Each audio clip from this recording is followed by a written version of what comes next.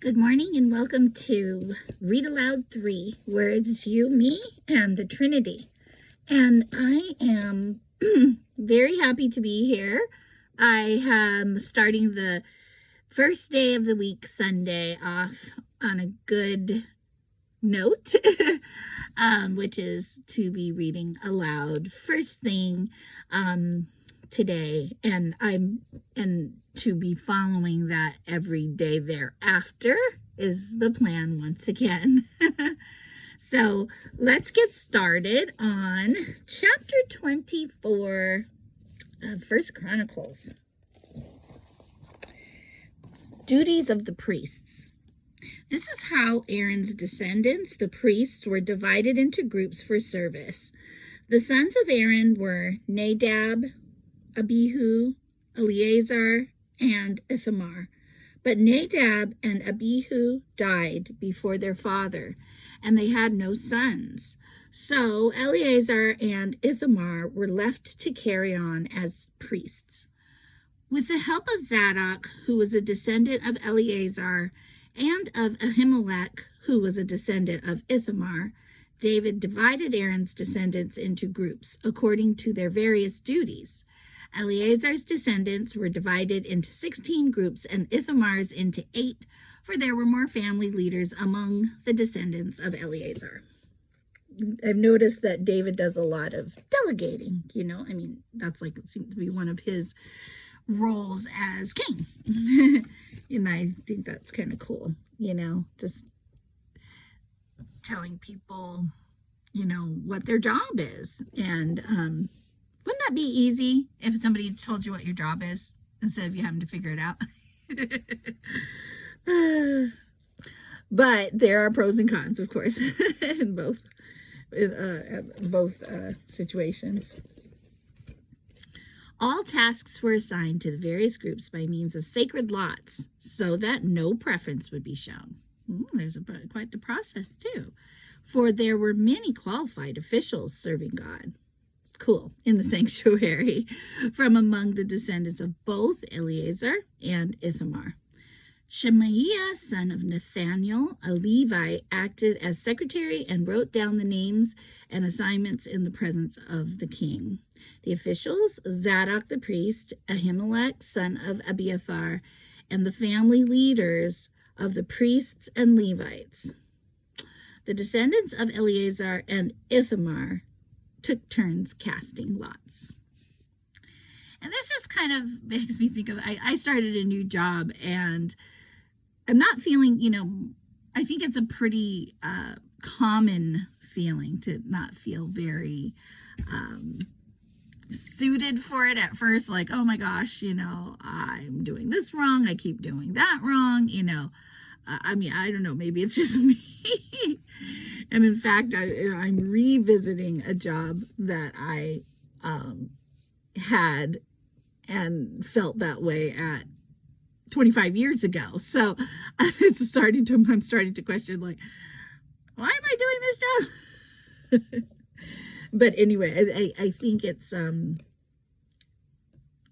kind of neat to hear that, all these years ago, there were people who, and there was quite the process of getting the position, I guess, of the job and still feeling like, well, I passed, I'm here, but I'm still feeling like I have to learn slowly. I'm just sometimes a slower learner than those around me. And I think, anyway, it just kind of makes me think about, fast forward into our modern life, and we still have to have processes of how people get assigned to things, right? And this was theirs, that they cast lots, sacred lots. And even though the people were qualified, right? So I interestingly, like, we don't do it that way, but sometimes we're not as qualified. That's the way we end up doing it, is we're like, who's the most qualified, right? And even then, sometimes it feels like a misplacement, or like you're, at least questioning, am I in the right spot? I think if I was, by sacred lot assigned a duty, I would feel much better. Okay, moving along. Let's see. Then it goes into a long list. The first lot fell to Jehoiarib. The second lot fell to Jediah. The third lot fell to Harim. The fourth lot fell to Serorim. The fifth lot fell to Malchijah. The sixth lot fell to Mijamin. This is going to go into the 20s just as a little. So I'll let you know it's going to go on for a while. The seventh lot fell to Hakoz. The eighth lot fell to Abijah. The ninth lot fell to Jeshua. The 10th lot fell to Shechaniah. The 11th lot fell to Eliashib. The 12th lot fell to Jakim. The 13th lot fell to Huppah. The 14th lot fell to Jeshabeab. Anybody out there naming a child? Hear anything you like so far? The 5th lot fell to Bilgah. The 15th lot, sorry. The 16th lot fell to Immer. The 17th lot fell to Hezir.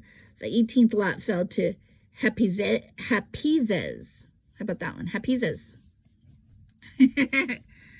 Sounds like happy.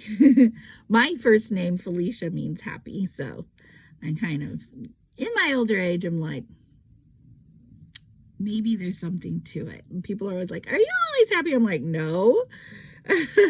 But I have this desire to help make people happy, I feel like. So I'm like, maybe there's a meaning in my name, after, that part of my name. The 19th lot, and the last part too, strange. The 19th lot fell to Pethahiah. The 20th lot fell to Hezekiah. The 21st lot fell to Jakin. The 22nd lot fell to Gamul. The 23rd lot fell to Deliah. The 24th lot fell to Maziah. Okay. Each group carried out its appointed duties in the house of the Lord according to the procedures established by their ancestor Aaron in obedience to the commands of the Lord, the God of Israel. Now, the next subtitle, Family Leaders Among the Levites. These were the other family leaders descended from Levi.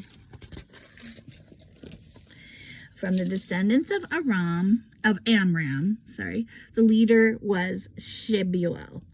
From the descendants of Shebuel, the leader was Jehidiah. From the descendants of Rehabiah, the leader was Isaiah. From the descendants of Izhar, the leader was Shelomith. From the descendants of Shelomith, the leader was Jahath. From the descendants of Hebron, Jeriah was the leader. Amariah was second, Jehaziel was third, and Jechamim was fourth. From the descendants of Uzziel, the leader was Micah. From the descendants of Micah, the leader was Shamir, along with Isaiah, the brother of Micah. Don't you love it when you just come across a name that you know? From the descendants, when you're reading the Bible, or any list, roll call. From the descendants of Isaiah, the leader was Zechariah. From the descendants of Merari, the leaders were Mali and Mushi. From the descendants of Jaziah, the leader was Beno. Let's go with Beno. That's cute. From the descendants of Merari through Jaziah, the leaders were Beno, Shoham, Zakur, and Ibri. From the descendants of Mali, the leader was Eleazar, though he had no sons. Okay. From the descendants of Kish, the leader was Jeremiel. From the descendants of Mushi, the leaders were Mali, Eder, and Jerimoth. These were the descendants of Levi in their various families. Like the descendants of Aaron, they were assigned to their duties by means of sacred lots, without regard to age or rank. Lots were drawn in the presence of King David, Zadok, Ahimelech, and the family leaders of the priests and the Levites. So that's just interesting to me. They were not assigned, they had no regard for age or rank.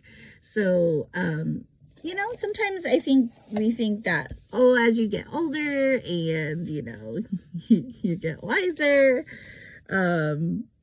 you should have more seniority and things like that.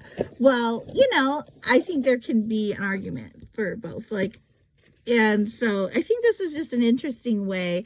I think even when it made mention that the leader was Eleazar, though he had no sons, I do think that some things give you certain types of experience, parenting is certainly one of them. I've gone through parenthood. I'm still a parent, of course, all my life, but my kids are grown now. And, I think about how valuable that time was. It took my whole, it formed me in so many ways as well as them, because you give your, I feel like you give your life to parenting, and and so that certainly develops things in you. And so I think that's something to maybe take into regard. And